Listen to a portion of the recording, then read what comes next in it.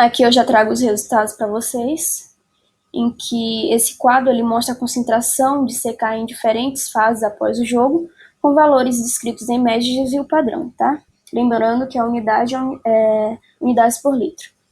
Então, aqui na fase pré, que era o momento antes do jogo, ou seja, estado de repouso ou basal desses jogadores, nós tivemos uma concentração média desses 17 jogadores por volta aí de 192,1 unidades por litro. Enquanto na fase pós-2, ou seja, no momento de 12 a 20 horas, nós tivemos essa concentração bastante aumentada em relação ao pré já, com 785,8 unidades por litro. Já na fase pós-2, que era de 36 a 48 horas, nós tivemos essa concentração diminuída para 388,2. Na fase pós-3, que era de 60 a 65 horas após o jogo, essa concentração diminuiu um pouco mais e foi para 299,1. Na fase pós-4, que era de 90 a 110 horas após o jogo, nós tivemos uma concentração aí de 317 unidades por litro. Como nós podemos ver aqui, ó, na fase pré, nós temos o valor mínimo e o valor máximo para evidenciar o que foi falado lá atrás, que com uma mesma intensidade de jogo, ou aqui no caso, fase pré, no estado basal, nós podemos ter diferentes respostas em diferentes indivíduos, certo? Enquanto no momento pré, um jogador tinha uma concentração de 23 unidades por litro, um outro jogador, nessa mesma condição de repouso, nós tivemos aí uma concentração de 497 unidades por litro, que é bastante diferente do jogador que teve o valor mínimo, certo?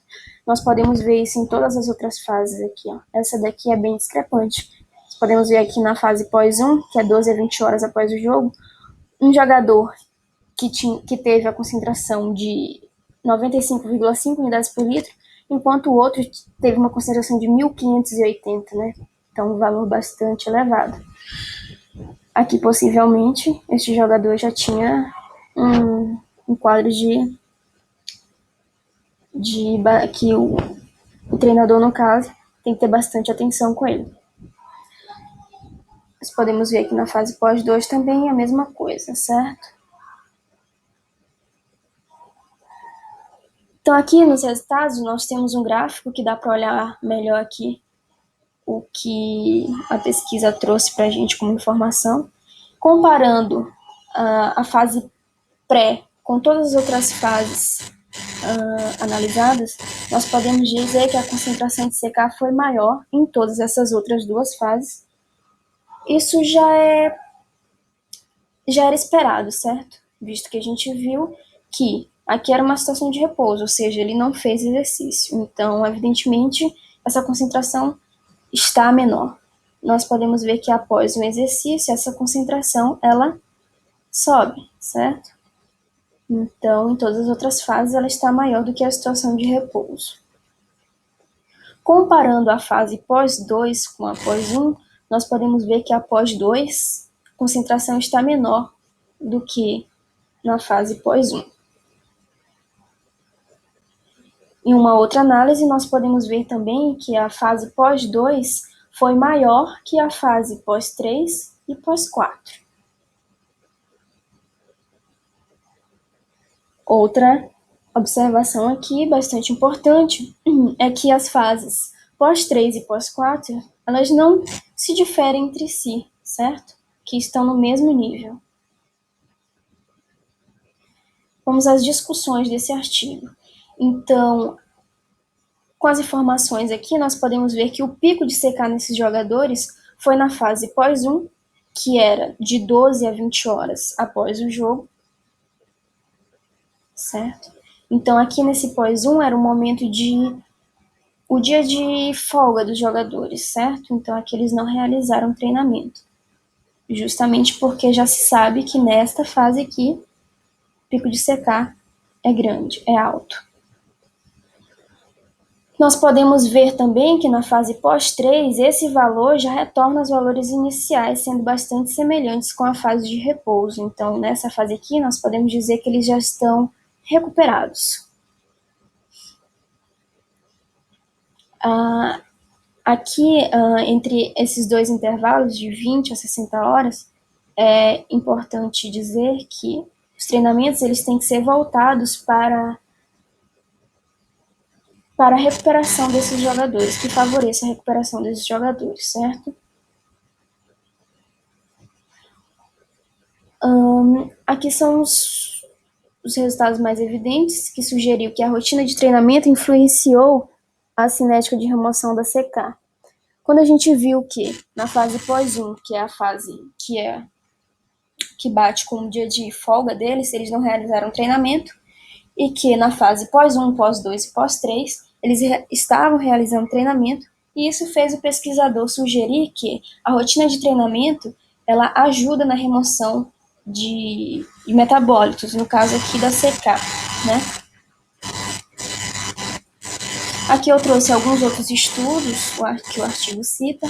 Em a seção 2008 viu que uma recuperação, em 72 horas depois essa recuperação continuava incompleta, e ele fez testes que indicaram que nesta fase ainda os jogadores ainda tinham uma dor muscular de início tardio e que também a força de membros inferiores ela estava reduzida.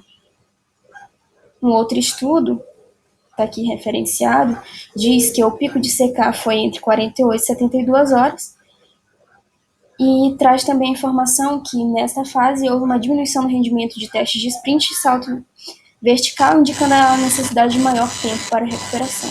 Então vocês podem ver, como foi dito lá no começo, que essa informação é bastante importante para a periodização do treinamento, com informações aqui para saber se ele precisa de mais tempo de recuperação ou menor tempo de recuperação, se ele já está recuperado ou não.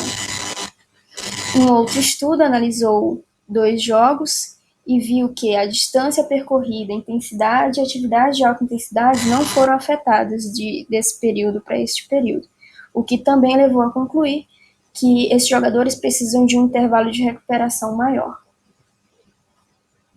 Um outro estudo, o ZOP, em 2003, viu que investigou 21 jogadores da categoria sub-20 em 5 meses e foi argumentado que os valores estão acima dos normais aqui nessas fases para não atletas. Um outro estudo, em Mojos, 1998, investigou 728 atletas, então era um estudo mais amplo, de diferentes modalidades esportivas, que tinha como objetivo determinar intervalos de medição esperado para atletas e não atletas. Então ele viu que no futebol a concentração de CK era bem maior quando a gente comparava com nadadores, por exemplo, em que havia menor concentração de CK. Ele atribui isso às diferenças características da modalidade, né? Então, comparando aqui os 3 estudos mais importantes, nós vemos que na fase de recuperação, ou seja, 60 a 110 horas após o jogo, esse estudo de Coelho 2011, ele viu que essa concentração estava a 300 unidades por litro. Já no estudo de ZOP 2003, ele viu que também essa informação foi compatível com este estudo, se aproximando de 300 unidades por litro. E em Lazarim 2009, ele achou um resultado diferente e viu que essa concentração estaria a 493 unidades por litro. Então, todos esses valores eles podem corresponder ao estado de treinamento dos jogadores ao longo de uma competição nacional muito longa. A limitação desse estudo é que há uma grande, como a gente viu lá na fase pós-1, há uma grande variação entre os voluntários estudados na pesquisa, que pode estar relacionado às diferentes demandas dentro do jogo. Então, pode ser que um jogador tenha sido bem mais exigido do que outro, como a gente pode evidenciar aqui. Então, esse daqui deve ter tido que correr mais, enquanto esse aqui ficou num estado de menor intensidade. Então, essas diferenças de intensidade pode ter sido uma limitação do estudo, e o autor sabia disso, tanto que ele citou no artigo, mas relatou que não era permitido o monitoramento da intensidade em partidas oficiais de futebol, certo? Então ele estava ciente dessa limitação, mas que, no entanto, não